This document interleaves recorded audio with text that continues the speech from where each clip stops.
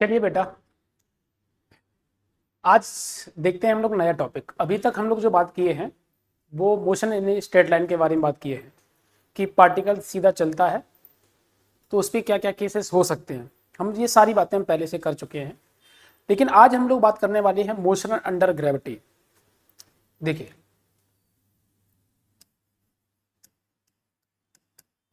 Motion under gravity. Motion under gravity के अगर बारे में बात करें तो हम लोग क्या देख सकते हैं, ध्यान सुनिए। अरे तुमको पढ़ना है मोशन अंडर ग्रेविटी? हाँ हाँ, आ जाओ तुम लोग, आ जाओ, देख बैठ जाओ। देखिए समझिए, मोशन अंडर ग्रेविटी में देखिए, तो मोशन अंडर ग्रेविटी में तुम्हारा शायद छूटा था ना। हाँ तो बैठ जाओ। देखिए, मोशन अंडर ग्रेविटी में हम लोग बात समझते हैं। तो यहां से अगर हम बात करेंगे, सबसे पहली बात ये आती है कि हम लोग बात करने वाले हैं कि पार्टिकल का जो मोशन है वो ग्रेविटी के अंडर में होना चाहिए। अब पार्टिकल क्या, बेसिकली हम लोग बॉल के बारे में बात करते हैं। एक बॉल है, उसका मोशन ग्रेविटी के अंडर में होना चाहिए। तो दो बातें आती हैं, ध्यान सुनिए। तो मैंने बोला कि एक बॉल को अगर हम सीधा फेंकें, जैसे सरफेस से, जमीन से बॉल को ऊपर फेंकते हैं, तो ऐसा तो है नहीं कि स्पेस में चलेगी और किसी भी प्लेनेट या स्टार या किसी भी नेचुरल सैटेलाइट पर जाके या किसी एस्ट्रॉइड पर जाके गिरे जाके, ऐसा तो है नहीं, या स्पेस में भाग रही है। तो ये तो नहीं है। अगर ऐसा नहीं है तो इसका मतलब है कि कोई ना कोई तो ऐसा रोल है जो उसके पकड़ के खींच रही है। उसी चीज को हम लोग बोलते हैं ग्रेविटी। तो जब बॉल को ऊपर फेंकते हैं हम लोग सरफेस से, तो बॉल ऊपर जाती है, रुकती है और नीचे आती है। इसका मतलब उस पर लगातार एक एक्सेलरेशन काम कर रहा है।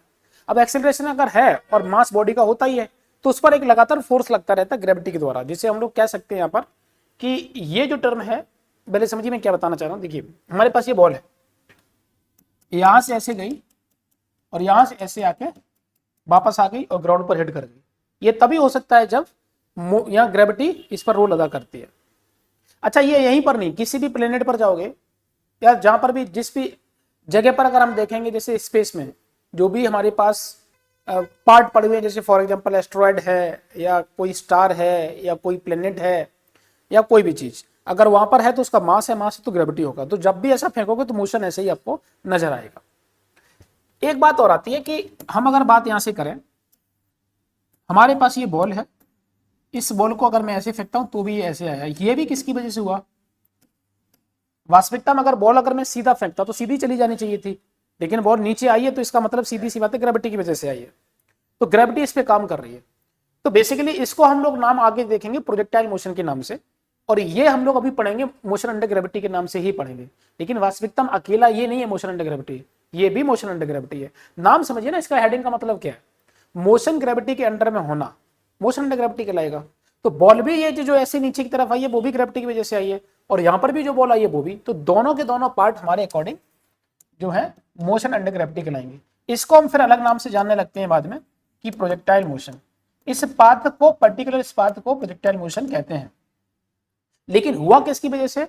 वो ग्रेविटी की वजह से हुआ। ये मोशन जो हो रहा है इस तरीके का, वो ग्रेविटी की वजह से हुआ, और इस नाम को हम लोग जानते हैं प्रोजेक्टाइल मोशन। लेकिन पर्टिकुलर इस पाथ को हम लोग मोशन अंडर ग्रेविटी के नाम से ही पढ़ते हैं।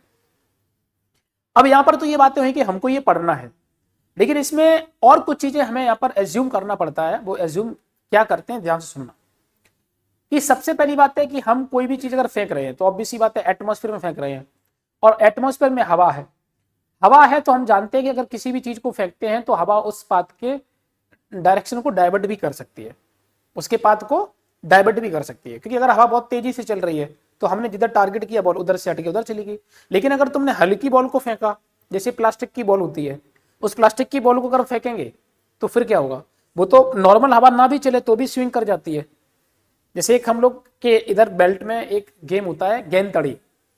गेंद तड़ी में अगर हम लोग बेसिक बात करें तो क्या होता है कि एक हल्की वाली बॉल को हम लोग गेंद तड़ी खेल यूज करते हैं, और उसमें क्या प्लास्टिक की गेंद जो होती है वो हम लोगों के इधर का बता रहे, बाकी आप लोगों के रीजन में हो सकता है कि उसे और किसी नाम से जानते हो। और प्लास्टिक की बॉल की जगह पर कुछ आपके पास रबड़ वाली बॉल भी हो सकता है आप लोग खेलते हो, वो तो मैटर, हम आपको जस्ट बता रहे जो मेरे इधर बेल्ट में जो यूज होता है। तो प्लास्टिक की हल्की वाली बॉल से गेंदड़ी खेलते हैं, और हम लोग जब उस पर टारगेट करते हैं किसी बंदे को मारने के लिए, तो जिधर टारगेट करते हैं बॉल उधर जाती नहीं, वो स्विंग हो जाती है। और स्विंग हो रही है तो भाई सीधी सी बात है वो हवा की वजह से हो रही है। तो हम चाहते नहीं है कि इसका डायरेक्शन जिधर हम फेंकना चाहते हैं उस डायरेक्शन में कोई चेंज आए, और ये चेंज अगर आएगा तो हवा का इफेक्ट हो, और अगर चेंज नहीं लाना चाहते हो, जिधर तुम टारगेट करते हो उधर ही जाए, तो इसका मतलब तुम्हें हवा को हटाना पड़ेगा। तो हमारे सिलेबस में जितनी बातें हैं वो ये है कि मोशन अंडर ग्रेविटी और प्रोजेक्टाइल मोशन जो भी हम पढ़ रहे हैं, इसमें हवा का इफेक्ट एटमॉस्फेयर में नहीं मान रहे हैं, और किसी भी प्लेनेट पर अगर जाओगे तो भी हम हवा का इफेक्ट कंसिडर नहीं करेंगे, मतलब जहां टारगेट करेंगे वहीं पर बॉल को हिट करना चाहिए। तो कुछ अजम्पशंस भी हैं, इसे आप नोट कर लीजिए, इसके बाद कुछ अजम्पशंस भी बताते हैं। देखिए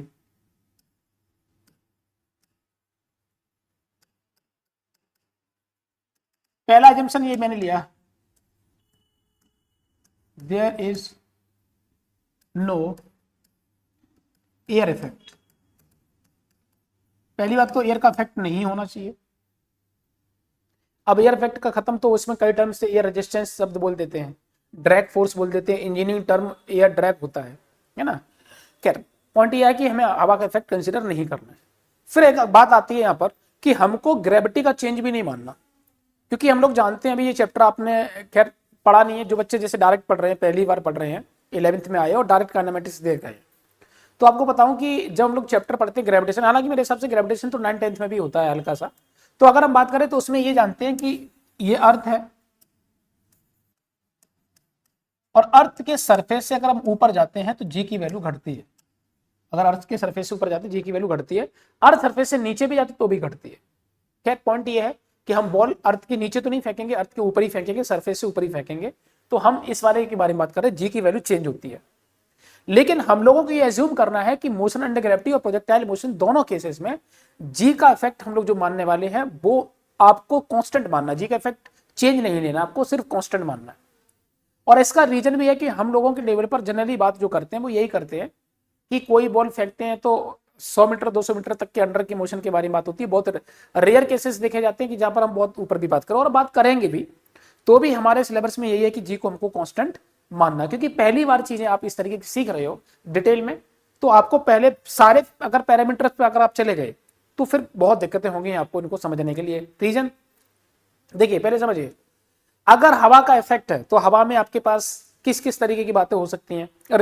रियल केस समझा रहे हैं, रियल केस होगा तो कितनी डिफिकल्टी होगी आपको अभी सॉल्व करने के लिए, है ना। पहले तो आप इनको समझिए कि हमारा मेन क्या चीज है जिस पर हम बात कर सकते हैं, फिर धीरे धीरे चल के इंजीनियरिंग में अगर आप जाते हो या आपको मास्टर करना है फिजिक्स या पीएचडी करनी है फिजिक्स पे पर्टिकुलर इन चीजों पर, तो आपको डिटेल में चीजें पढ़ने को मिलेंगी और करनी पड़ेंगी, तभी जाके आपका पेपर पब्लिश्ड होगा। देखिए समझिए मैं क्या बताना चाह रहा, आपने रियल केस लिया, तो रियल केस में क्या होगा कि जैसे हवा है, तो हवा कैसी है, मतलब गर्म हवा है, ठंडी हवा है, उसमें मॉइस्चर है कि नहीं है, किस टाइम पर देख रहे हो। जैसे गर्मी का टाइम है, मान लो कि अप्रैल महीना है, तो हम लोगों के उत्तर प्रदेश में बारिश नहीं होती है, ड्राई एयर है, लेकिन ड्राई एयर के साथ साथ किस टाइम पर हम बात कर रहे हैं, कितनी इंटेंसिटी है लाइट की, 12 बजे देख रहे हो, 2 बजे देख रहे हो, 10 बजे देख रहे हो, 8 बजे देख रहे हो, वो बात मैटर करती है। हवा चल रही है तो किधर की तरफ चल रही है, हवा घूम रही है या सीधी चल रही है, या ग्राउंड से ऊपर की तरफ चल रही है, ऊपर से नीचे की तरफ आ रही है,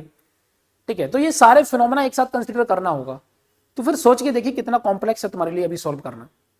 इसलिए अभी बेसिक सा बात ये जो चल रही है वो ये बेसिक सी बातें हैं कि हम हवा का इफेक्ट कंसिडर ही नहीं कर रहे, ना एयर इंटेंसिटी और ये दुनिया भर की कोई चीजें हम लोग यहाँ पर कंसिडर कर ही नहीं रहे हैं। सीधा सीधा जो कॉन्सेप्ट है हम लोग वही पढ़ रहे हैं, बहुत सिंपल चीजें पढ़ रहे हैं, बहुत कॉम्प्लेक्स चीजें अभी है ही नहीं। लेकिन इंजीनियरिंग में अगर आप जाते हो और रिसर्च फील्ड में घुसते हो और इसके पर्टिकुलर ऊपर, जैसे मान लो आप अगर मैकेनिकल ब्रांच लेते हो तो बहुत कुछ चीजें आपको सोचना पड़ेगा, क्योंकि जब गाड़ी आप चलाते हो तो गाड़ी में हमको CFD एक कंप्यूटेशनल फ्लूइड डायनेमिक्स की फॉर्मेट में एनालिसिस करना पड़ता है फ्लूइड का, कि फ्लूइड किस तरीके से उसमें फ्लो कर रहा है, तो किस तरीके को वहां पर क्या होना चाहिए, उसका एरोडायनेमिक स्ट्रक्चर कैसा बनना चाहिए, बैलेंसिंग कैसे होनी चाहिए, तो वो बहुत कुछ होता है इंजीनियरिंग में। यार अभी तो आप लोग बिल्कुल बेसिक सी चीजें सीख रहे हो, लेकिन हाँ इस बेसिक से अगर आप चीजें सीख रहे हो तो आगे इंजीनियरिंग में बहुत ज्यादा आपके लिए ईजी होता है अगर आप ये सब चीजें जानते हो तो, क्योंकि बेसिक स्ट्रक्चर आपको पता हो जाता है, बाकी चीजें उसके आगे की सीखनी है तो वो आप चीजें सीखते चले जाते हो। लेकिन जिसको ये नहीं मालूम है तो फिर इंजीनियरिंग में बहुत दिक्कतें होती हैं, है ना। इसीलिए IIT के बच्चे ज्यादातर क्यों अच्छा करते हैं इंजीनियरिंग में, यही रीजन है ना, क्योंकि उनको बेसिक उनका बहुत अच्छा होता है, समझिए। चलिए तो हमने क्या बोला कि जी को हमें क्या मानना है, जी को हमें मानना है कांस्टेंट, जी आ गया कांस्टेंट। तो दो अजम्पशंस हमको यहां पर कंसीडर करना है, ये यहीं पर नहीं करना है, मोशन अंडर ग्रेविटी में ही नहीं करना, आपको प्रोजेक्टाइल मोशन के अंडर, मतलब जब प्रोजेक्टाइल मोशन होगा तब भी हमको ये समझना है। आप कुल मिला के ये समझिए कि बात मैंने बोली ना, मोशन अंडर ग्रेविटी में दोनों ही आ रहे हैं, बॉल सीधी वाला भी आ रहा है और प्रोजेक्टाइल मोशन भी आ रहा है। इन दोनों केसेस में हमें यही एजम्पशन करना है, यही एज्यूम करना है। क्लियर है? तो चलिए वैसे हम बात करते हैं इसके ऊपर, जो हम चीज देखना चाह रहे हैं समझिए। हम केस को समझते हैं, जो मोशन अंडर ग्रेविटी हम जिसको समझ रहे हैं वो ये वाला केस है कि मैंने बोला कि एक बॉल हमारे पास है और यू स्पीड से फेंकी जा रही है, तो बॉल को ऐसे फेंकिए और बॉल नीचे की तरफ हिट ग्राउंड पर करेगी आके। तो बॉल को ऐसे फेंका और ऊपर की तरफ से जाके नीचे आ गई। देखिए मैंने यहाँ पर दो रास्ता दिखाए हैं, एक रास्ता ये और एक रास्ता ये। इनका मतलब क्या होता है, किताबों में ये इस तरीके से क्यों बना होता है, तो वो सही बनाते हैं किताब में, बिल्कुल सही बनाते हैं, बनाना भी ऐसे ही चाहिए। क्योंकि रीजन ये होता है कि आपको ये कैसे पता चलेगा कि जाने वाला पाथ कौन सा है और आने वाला रास्ता कौन सा है। तो जाने वाला पाथ और आने वाला रास्ता अगर एक ही डायरेक्शन में दिखा दोगे, क्योंकि तुमने पहले ही कंसिडर कर लिया हवा का इफेक्ट नहीं होना चाहिए और सरफेस से परपेंडिकुलर तुम फेंक रहे हो, तो सीधी सी बात है जाने वाला रास्ता और आने वाला रास्ता एक ही होगा, तो फिर तो कंफ्यूजन हो जाएगा, तुम्हें पता कैसे चलेगा। इसलिए हम दो दिखाते हैं, ये जाने वाला हो गया और वो आने वाला हो गया, लेकिन रियल में है एक ही लाइन। चलिए और समझते हैं। यहां पर मैंने इसे बोला ये ए है,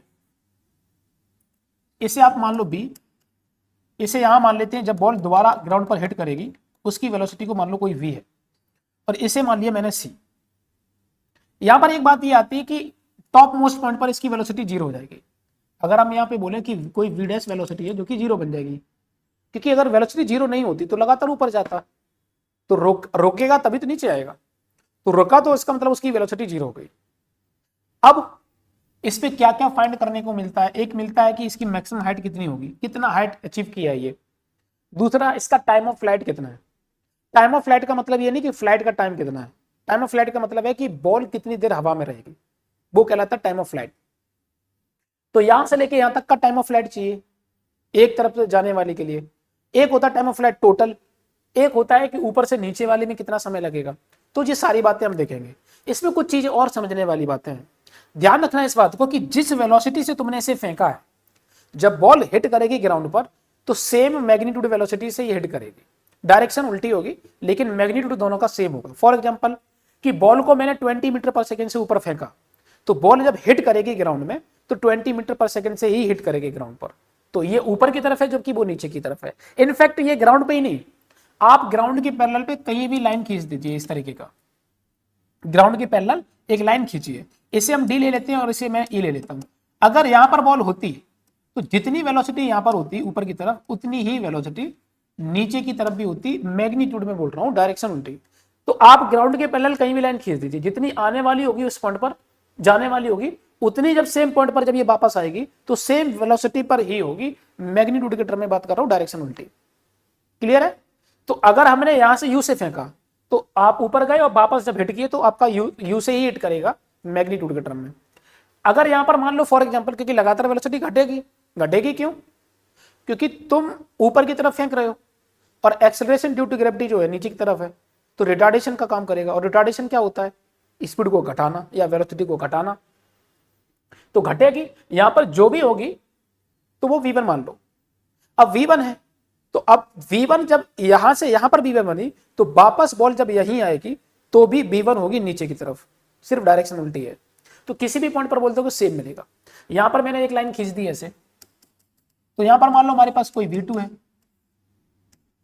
तो v2 ऊपर है तो v2 नीचे भी होगी, ये है कुल मिला के। तो पूरा स्ट्रक्चर हमारा ये है।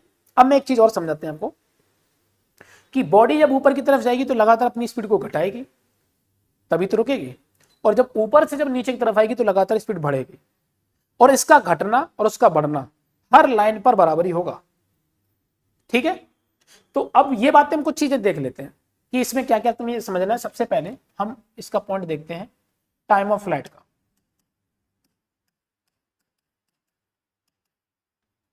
Time of flight A to B.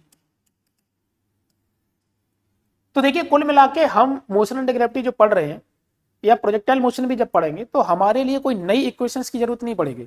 अभी हम लोगों ने जस्ट पीछे वाले लेक्चर में ही हम लोगों ने देखा था इक्वेशन ऑफ मोशन, और इक्वेशन ऑफ मोशन मैंने आपको बताई थी कि बेसिक जो है वो हमारी 4 है, v is equal to U plus A T, S is equal to U T plus half A T square, V square is equal to U square plus 2as, और तुम्हारी फोर्थ इक्वेशन थी S N is equal to U plus half A 2n minus का 1।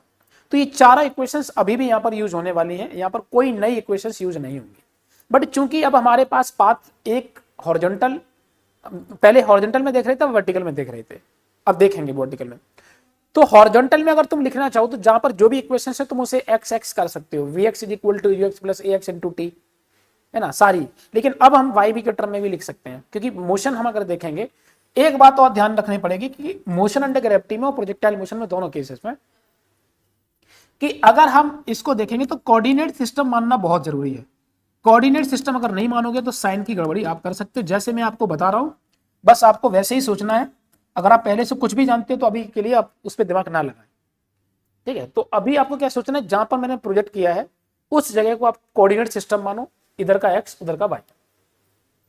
अगर ball ऊपर की तरफ जाएगी तो ये ओरिजिन है, ओरिजिन के ऊपर जाएगी तो वाई में ऊपर चला पॉजिटिव में तो पॉजिटिव डिस्प्लेसमेंट, नीचे की तरफ गए तो नीचे डिस्प्लेसमेंट नेगेटिव हो जाएगा, ऊपर की तरफ वेलोसिटी तो पॉजिटिव वेलोसिटी, नीचे की तरफ वेलोसिटी तो नेगेटिव वेलोसिटी, ऊपर की तरफ एक्सेलरेशन पॉजिटिव एक्सेलरेशन, नीचे की तरफ एक्सेलरेशन नेगेटिव एक्सेलरेशन। तो डायरेक्शन आपको ध्यान रखनी पड़ेगी किस डायरेक्शन में हम चीजों को देख रहे हैं। तो भैया टाइम ऑफ फ्लाइट के बारे में बात कर ली, हम एक काम कर लेते हैं कि पहली इक्वेशन यूज कर लेते हैं, V Y is equal to U Y और प्लस का ए वाई इंटू का टी। मैंने वाई वाई क्यों लगाया, मोशन वाई में हो रहा है, ठीक है। और ये सारे टर्म हमारे वेक्टर क्वांटिटी भी हैं, तो वेक्टर क्वांटिटी में हमें डायरेक्शन भी बतानी पड़ती है। खैर आप बताओ कि हमारे पास स्टार्टिंग की वेलोसिटी क्या है, ए पर u है जो कि ऊपर की तरफ है तो पॉजिटिव हो गई। फाइनल वेलोसिटी बी पॉइंट पर क्या होगी, तो मैंने क्योंकि ए टू बी बात कर रहे हैं तो बी फाइनल हो गया, तो फाइनल वेलोसिटी हो गई 0 और स्टार्टिंग की u। Acceleration due to gravity, आप ध्यान रखना मोशन अंडर ग्रेविटी में और प्रोजेक्टाइल मोशन में ए बाई जो है वो हमेशा नेगेटिव होगा। आपको ये चीज सोचना ही नहीं है, कोई हो सकता है कोई टीचर आपको बता दे कि आपको इस डायरेक्शन में तब पॉजिटिव लेना है तब नेगेटिव लेना, कुछ नहीं सोचना। आप डायरेक्ट समझिए कि ए वाई को आपको -g रखना ही है, वो तो सोचना ही नहीं कुछ इसके बारे में, ये तो फिक्स है। जब भी आपको ए वाई दिखे -g लगाओ, खत्म। वेलोसिटी और आपके पास जब वेलोसिटी और डिस्प्लेसमेंट के बारे में बात करना है तब आपको सोचना है कि हम किधर की तरफ देख रहे हैं या किधर की तरफ मोशन हुआ। सिर्फ आपको वेलोसिटी और डिस्प्लेसमेंट के टर्म में सोचना, नेगेटिव पॉजिटिव। एक्सेलरेशन के बारे में डायरेक्ट माइनस, भैया रख दो माइनस का g और t हो जाएगा ए बी। तो टी ए बी कितना आ गया आपका यू वाई जी। तो एक तरफ का जो समय लगा यहां से लेके यहां तक का समय वो आपके पास आ गया, T A V is equal to U by G. Clear है, तो तुम इसे नोट करो, फिर हम इसके आगे और आगे बढ़ते हैं। देखिए टाइम ऑफ फ्लाइट अब हम देते हैं पूरा,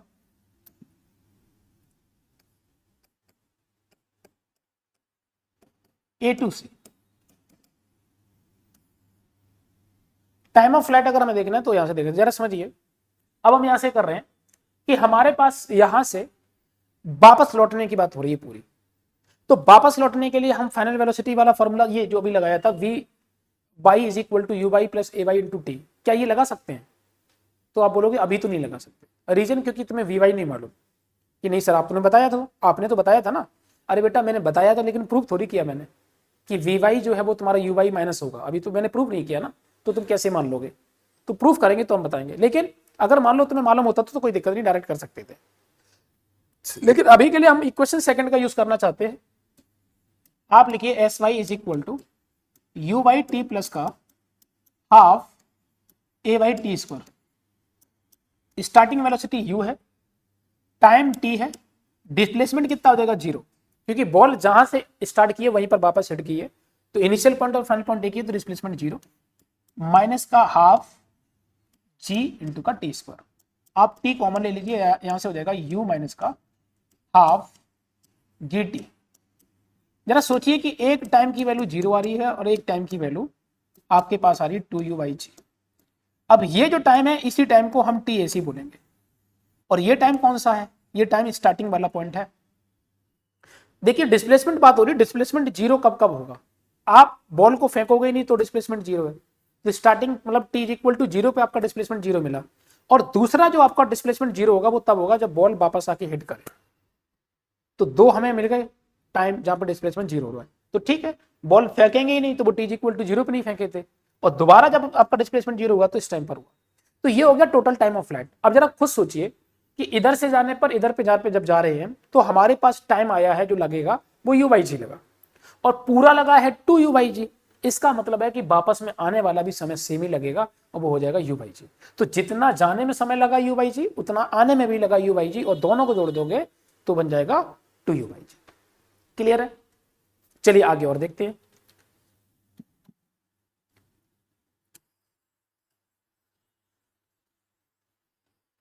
अब बात करते हैं मैक्सिमम हाइट के लिए। तो भैया आपने क्या किया,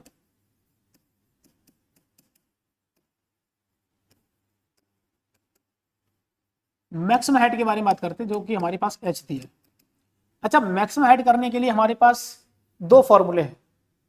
देखिए हमारे जितना भी मोशन अंडर ग्रेविटी की हम लोग केसेस पढ़ रहे हैं, 4 इक्वेशन के अलावा 5वीं इक्वेशन तुम्हें जरूरत ही नहीं पड़ेगी, और फिर भी बच्चा क्वेश्चन नहीं कर पाता है। जरा समझिए, सिर्फ 4 इक्वेशन से कोई भी क्वेश्चन आप बताओगे मोशन अंडर ग्रेविटी का, क्वेश्चन सॉल्व हो जाएगा, और फिर भी बच्चा गलत कर लेता है।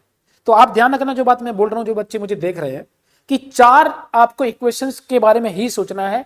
पहली इक्वेशन लगा के देखो, नहीं लग रहा है या कुछ इनकम्प्लीट लग रहा है, छोड़ दो। दूसरी इक्वेशन नोट करो, दूसरी इक्वेशन लगा के देखो, नहीं लग रहा है या पूरा नहीं बन पा रहा है तो उसे छोड़ दो।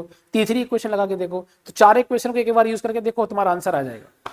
ठीक है, बाकी प्रैक्टिस पर निर्भर करता है कि प्रैक्टिस जितनी बार कर लोगे आपको देख के पता चल जाएगा हमें यहाँ पर यूज क्या करना है। और बिल्कुल नए नए अगर आप पहली बार पढ़ रहे हो तो आप 4 इक्वेशन को उठाओ, देखिए पहले चारों इक्वेशन में क्या क्या गिवन है, क्या क्या उसमें इक्वेशन में सारे पैरामीटर्स हैं, और तुम्हारे क्वेश्चन में क्या क्या दिया, क्या फाइंड करना, तो उसी इक्वेशन को देख के तुम्हें समझ में आ जाएगा। खैर, हमें हाइट के बारे में बात करना मतलब डिस्प्लेसमेंट के बारे में बात करना, और डिस्प्लेसमेंट के लिए हमारे लिए 2 इक्वेशंस हैं, एक सेकंड इक्वेशन और एक थर्ड इक्वेशन।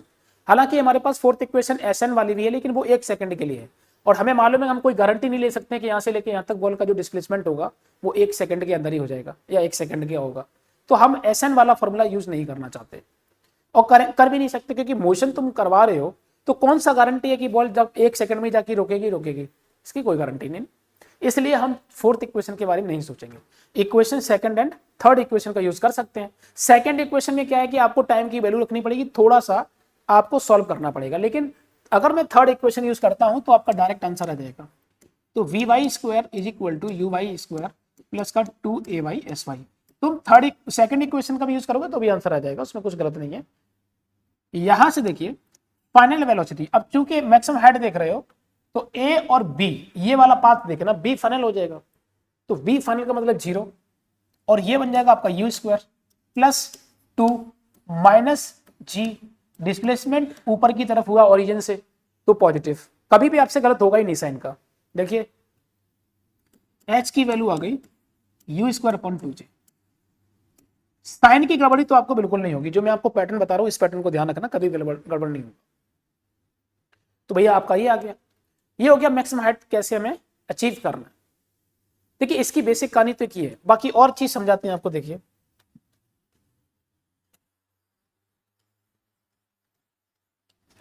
मुझे ये प्रूफ करना है, प्रूफ कि v जो है वो माइनस यू के बराबर है। ये कौन सा वाला केस बात कर रहा हूं मैं, यहां का बात कर रहा हूं। चलिए भैया एक काम करते हैं, पहली इक्वेशन से हम इसका यूज कर सकते हैं। हमारे पास v is equal to U plus A T दिया है, तो हम फिर से बाई लगा लेते हैं। स्टार्टिंग की वेलोसिटी तुम्हारी कितनी है, ए इनिशियल हो गया, सी फाइनल हो गया, तो ए हमारे पास कितना दिया है, ए पर यू, ये है माइनस का जी, और ए से लेके सी तक का टाइम कितना लगा था 2u/g, जी से जी कट गया, हमारे पास हो गया माइनस का यू। तो यही प्रूफ करना था, अब प्रूफ हो गया। अब अगर ये प्रूफ के बाद अगर आप तुम जानते हो तुम पीछे की इक्वेशंस जो हमने आपका फाइंड किया था टोटल टाइम ऑफ फ्लाइट, तो आप पहली इक्वेशन से भी निकाल सकते हो। ठीक है, ये बात हो गई। कुल मिला के हमारे पास एक ये प्रूफ हो गया। तो ये तो क्लियर हो गया भैया कि आप किसी भी पॉइंट पर अगर देखोगे तो जितना जाने वाला उतना आने वाली वेलोसिटी आपको मिलेगी मैग्नीट्यूड के टर्म में, डायरेक्शन उल्टी। क्लियर है? अब इसमें कुछ चीजें और पूछी जाती हैं। ये पूछी जाती है कि बताइए कि हमारे पास जो बॉल है वो अपनी आधी वेलोसिटी कितने हाइट पर ऊपर करेगा जाके, आधी वेलोसिटी कितने हाइट पर ऊपर करेगा जाके। तो जब हाइट के बारे में बात आती है तो आप थर्ड इक्वेशन यूज करिए और आप वहां से निकाल सकते हो कि आधी हमारी जो है वेलोसिटी कितने पर होगी, वो क्वेश्चन के तौर पर हम देखेंगे, लेकिन अभी हम इसके थ्योरी पार्ट और देख लेते हैं, बाकी क्वेश्चन के जरिए से चीजों को तुम्हें एक्सप्लेन करेंगे।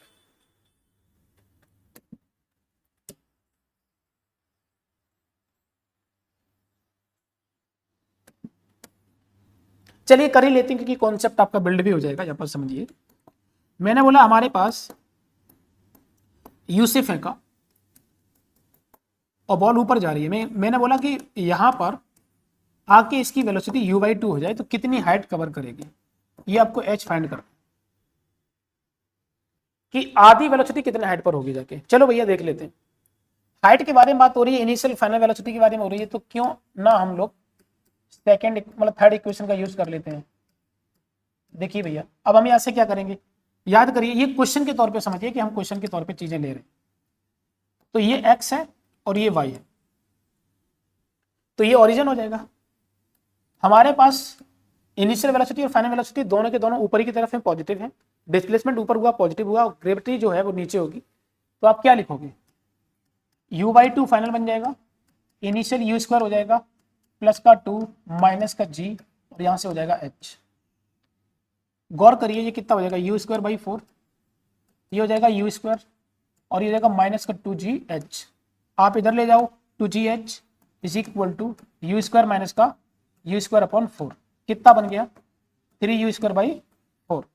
ये हो जाएगा तुम्हारे पास 2gh, आप h की वैल्यू लिखिए, यहां से हो जाएगा हमारे पास 3u²/8g, यहां से बन गया हमारे पास इज इक्वल टू, आप पीछे वाले रिजल्ट से कंपेयर करिए तो हो जाएगा 3/4, और ये बन जाएगा u²/2g। जरा गौर करिए, ये तो मैक्सिमम हाइट थी, तो अगर हम मैक्सिमम हाइट के कंपैरिजन में देखेंगे तो हमारे पास हो जाएगा 3/4h। तो जरा समझिए, आधी वेलोसिटी होने के लिए ये अपनी पूरी डिस्टेंस का 3/4 पार्ट कवर कर लेगा, क्योंकि स्टार्टिंग की वेलोसिटी क्या है आपकी, ज्यादा मिलने वाली है। मतलब समझिए, फॉर एग्जांपल मान लो कि ये हमारे पास 10 मीटर पर सेकंड में वेलोसिटी थी, तो यहां तक 5 ही है, लेकिन इस 5 से और इस 10 के बीच में देखिए तो वेलोसिटी आपकी 10, 9.5, 9, 8.5, 8, 7.5, 7 इस तरीके की वेलोसिटी मिलेगी, लेकिन इधर की क्या मिलेगी, 5 से कम। तो सोचिए कि वो कम कवर कर पाएगी और इधर ज्यादा कवर कर लेगी। तो वही मैं बताना चाह रहा हूं, कितना ज्यादा, तो है 3/4 मैक्सिमम हाइट का। समय कितना लगेगा इसके लिए, बच्चा समय के लिए भी सोच सकता है कि समय कितना लगेगा इस दौरान, भैया यहां तक कितना समय लगेगा पहुंचने के लिए। इसे आप मान लो ए, इसे मान लो कोई पी पॉइंट, तो ये तुम्हारा कितना लगेगा, तो इसे भी चेक कर लीजिए।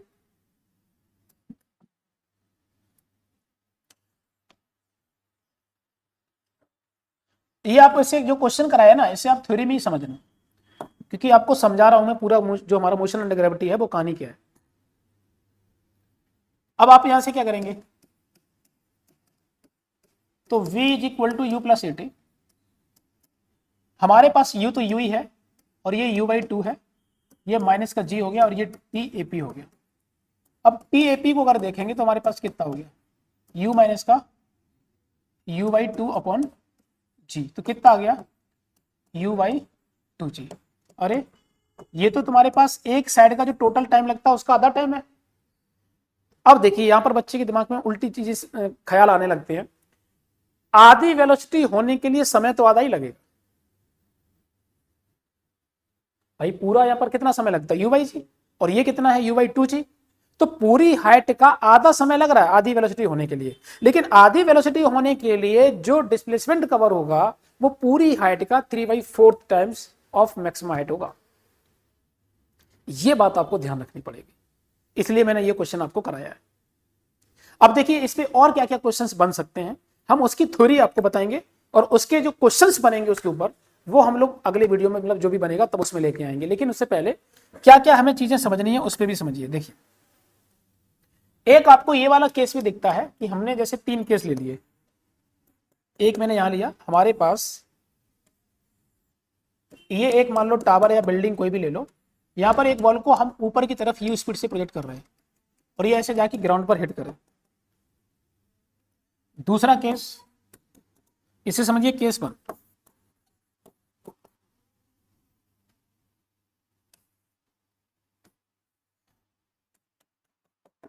मैंने बॉल को नीचे की तरफ u से फेंकी,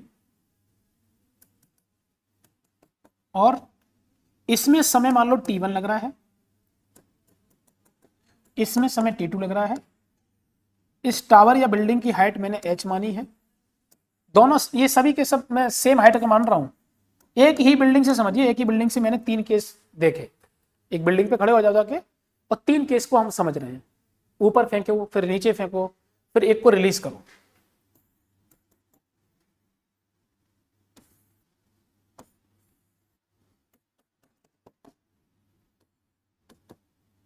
इस बॉल को मैं रिलीज कर रहा हूं, रिलीज फ्रॉम रेस्ट। रेस्ट से रिलीज करोगे तो बॉल जाके ऐसे ग्राउंड पर हिट करेगी। इसको भी मैं मान रहा हूं h हाइट। इसमें टाइम T2 लगा, इसमें मान रहा हूं मैं टाइम कोई T3 लग रहा है, मान लीजिए। तो तुम कॉमन सेंस से पहले ये बताइए कि समय सबसे ज्यादा किसमें लगेगा। एक ऊपर की तरफ फेंको, एक नीचे की तरफ फेंको और एक छोड़ो। तो क्लियर है ये बात कि हमारे पास इसमें समय सबसे कम लगेगा और इसमें समय सबसे ज्यादा लगेगा। टाइम के लिए अगर बात करेंगे तो हमारे पास हो जाएगा T2 जो है वो सबसे ज्यादा टाइम लेगा, फिर T1 लेगा, फिर उसके बाद T3 लेगा। सॉरी, उल्टा लिख दिया मैंने। T1 जो T2 टाइम है वो सबसे कम लेगा, तो सबसे ज्यादा कौन लेगा? T1। तो T1 ने समय सबसे ज्यादा लिया, फिर T3 और फिर लास्ट में T2। तो टाइम आपको इस तरीके का सोचना है। तो भाई पहले से भी कॉमन सेंस से भी हमें ये चीज समझ में आती है कि हम जो है इस तरीके से लिखेंगे। बात ये आती है कि अगर ये बात आ जाए कि ये टाइम को कैलकुलेट कैसे करना है, एग्जैक्ट वैल्यू कैसे निकालनी है, क्वेश्चन ये आता है। तो देखिए समझिए कैसे हमें बताना है। हमने आपको पहले ही बोला था कि जब भी मोशन एंड ग्रेविटी के केसेस को समझना है तो आप कोऑर्डिनेट सिस्टम ड्रॉ करिए। ये y एक्सिस, इसे 0,0 मानिए। सेम यहाँ पर ये x एक्सिस, ये y एक्सिस और ये 0,0, इसको भी ये x एक्सिस, ये y एक्सिस और ये 0,0। आपको समझना वही है। अब कहानी यह है कि इनके लिए इक्वेशन लगाते हैं। S Y is equal to U by T plus का half A by T square. तो भैया क्या करोगे यहां से? तो मैं बोल रहा हूं कि बॉल को ऊपर की तरफ, या बॉल या बॉडी जो भी समझिए, ऊपर की तरफ फेंका तो यू पॉजिटिव है या नेगेटिव? तो बोलेंगे पॉजिटिव। ए वाई को सोचना ही नहीं, माइनस जी लगाना है। एक बात आती है एस वाई के लिए। तो बताओ ओरिजिन से बॉल जब हिट करेगी नीचे की तरफ तो डिस्प्लेसमेंट नीचे की तरफ गया या ऊपर की तरफ? नीचे की तरफ। तो तुम यहां लगाओगे माइनस एच और यहां लगोगे यू पॉजिटिव और इनटू का टी करिए पॉजिटिव, टाइम तो रहेगा ही, और साथ में माइनस का हाफ जी, और ये T1 ले रहे हैं ना तो इसे T1 भी कर लीजिए, तो T1 का स्क्वायर। जरा समझिए मैंने क्या बोला। बॉल हमने यहां पर ओरिजिन माना और बॉल हमारी उससे नीचे गई, तो माइनस वाई में डिस्प्लेसमेंट हुआ, मतलब माइनस एच लिखेंगे यहां पर, यू पॉजिटिव और ये तो निगेटिव रहता ही है ए वाई, तो मैंने आपको पहले ही बोल दिया। दूसरा, इसके लिए जरा समझिए, यू बाई टी और प्लस का half A by T square. तो बताओ अब अभी भी क्या है, ओरिजिन से नीचे डिस्प्लेसमेंट हुआ तो माइनस एच लिखिए, तो मैंने नीचे की तरफ प्रोजेक्ट किया तो माइनस का यू लिखिए, और एक्सेलरेशन वैसे भी नेगेटिव होता है तो आपके पास ही आ गया। देखो इन दोनों इक्वेशंस में अंतर है कि नहीं है? अंतर है। इसके लिए जरा सोचिए, case number third, S by is equal to U by T plus का half A by T square. तो यहां से क्या लिखने वाले हो? डिस्प्लेसमेंट तो अभी भी नीचे की तरफ ही हुआ है तो माइनस एच, इसे रिलीज किया, इसका मतलब इनिशियल वेलोसिटी 0 और माइनस का हाफ और जी और ये T3 का स्क्वायर। यहां पर ये T2 कर लो ये। तो आपको सोचना ये है बस, बाकी तुम सिर्फ तुमको सॉल्व करना होगा। आप जो भी चाहते हो, T1 कितना आएगा, T2 कितना आएगा, T3 कितना आएगा। इनफैक्ट एक इसी साल एक जेईई मेंस में क्वेश्चन पूछा गया है कि अगर T1 की वैल्यू इतनी है, T2 की वैल्यू इतनी है, तो बताओ कि जो T3 है वो कितना समय लेगा इसको नीचे तक। तो मैंने तो हालांकि मेरी शीट में तो मैं जब से पढ़ा रहा हूं तब से वो क्वेश्चन पढ़ा हुआ है, लेकिन फिर भी मैं आपको ये दिखा दूंगा कि कैसे रिजल्ट आता है। अभी के लिए आपको सिर्फ इस तरीके का सोचना है। इंडिविजुअल अगर पाथ पर देखा जाए तो कितना समय लगेगा, तो आपको ये सोचना चाहिए इस तरीके का। फिर इनका तीनों का अगर मिक्स सोचना, जैसे मैंने बोला कि ये हमें टाइम चाहिए T1 T2 का टर्म में, तो आपको इन तीनों इक्वेशन का यूज करना पड़ेगा। मैं क्वेश्चंस जो है वो नेक्स्ट लेक्चर में लेके आएंगे। थ्योरी वाला पार्ट जो है इसका बेसिक वो इतना ही है, क्वेश्चन के जरिए से बहुत सारी चीजें आपकी क्लियर होंगी। तो अभी के लिए इतना ही, ठीक है बेटा। ओके।